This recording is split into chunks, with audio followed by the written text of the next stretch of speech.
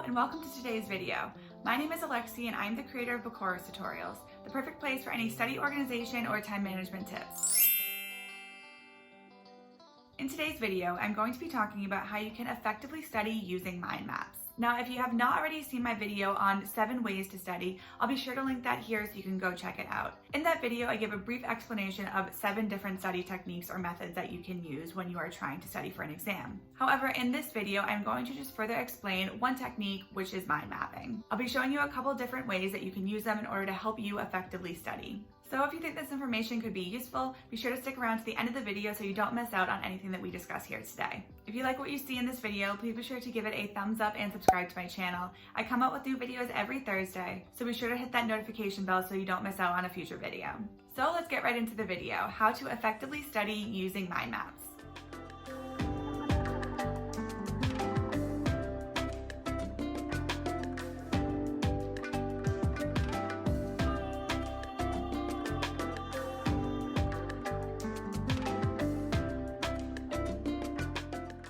So let's start off by talking about what a mind map is.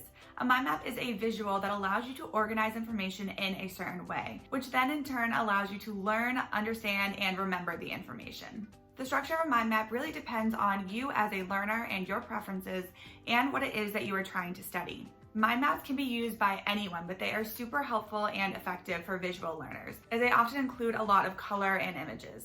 In this video, I'm going to be showing you 2 different ways that you can take traditional notes and transfer them into the style of a mind map. So I'm going to be showing you how you can take this and turn it into this.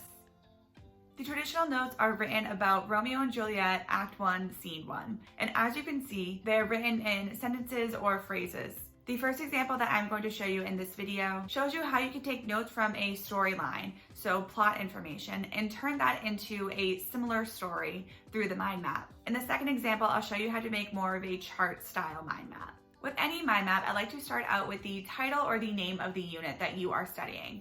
So as you can see here, the title for this mind map is Romeo and Juliet, Act 1, Scene 1, because that is the topic that we are studying right now. The next 2 bullet points in my traditional notes talk about how Gregory and Samson meet Abram. They are from different families and start to fight.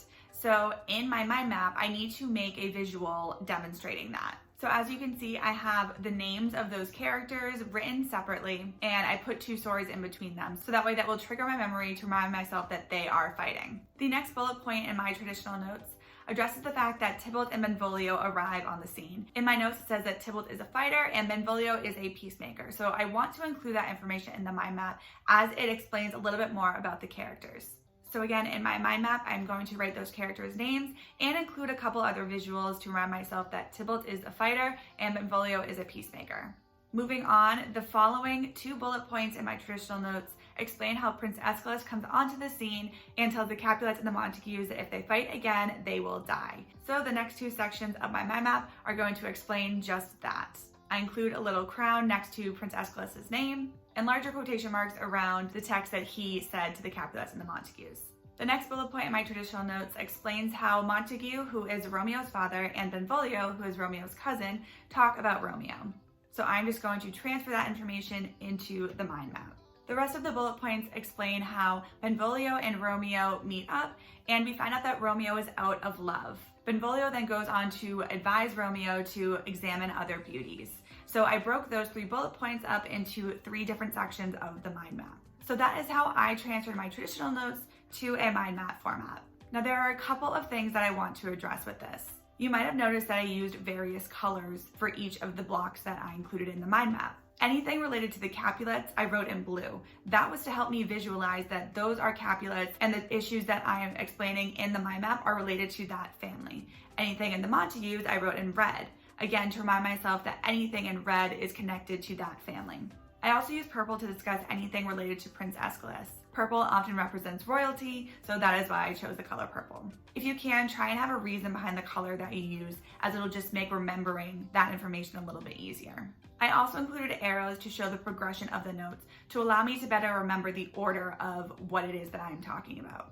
As I've already discussed, I also use little images like the sword and the crown to just, again, give me another visual reminder of what it is that I'm trying to remember. And lastly, I put a little black box around any steps that included both families, so that way I can remember that those steps happened at the same time in the story. Now, I tried to keep the text in this mind map fairly concise. Ideally, you'll already know this information, and the mind map is just a way to help you study and better remember what is going on. It's almost like a way to trigger your brain to remember further details. However, depending on what it is that you are studying and the level of difficulty of what you are studying, you might need to include a little more information than what I did here. However, as long as you follow the steps that I described, you could still find this information helpful and beneficial. So that is the first style of mind map that I'm going to show you today. Next, I'm going to show you how you can use mind maps in a more chart or diagram style. So I'm going to show you how you could take traditional notes from looking something like this and change it to looking something like this. As with the first example, I'm going to start off with the main title, topic, or idea. In this case, it is poetic devices. Next, I'm going to move on to the terms. So we have alliteration, hyperbole, simile, and onomatopoeia. Moving on, I now want to include the definitions for each of these terms, so I'll add those right here. And then finally, I'm going to give examples of each of those terms, which you can see right now.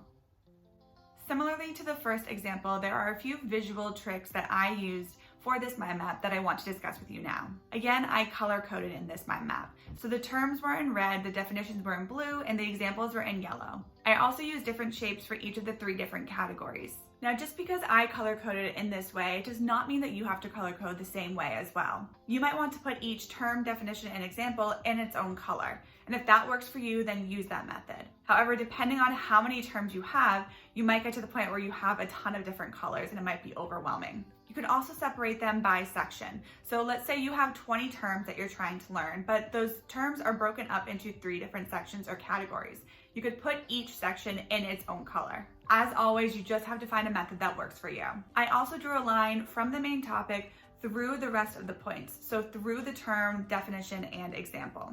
This is a relatively short or small mind map, so if I didn't have the lines in this case, it might not have made that much of a difference. However, if you have a larger mind map with more information, it's good to have some sort of line connecting all of the appropriate information. So there you go, that's 2 different ways that you can use mind maps to help you effectively study. Now, as always, you can take the tips that I discussed in this video and adjust them to suit your preferences and your learning style. I hope you found this information helpful and you can implement it into your daily study routine. Thanks for watching, and I'll see you next time.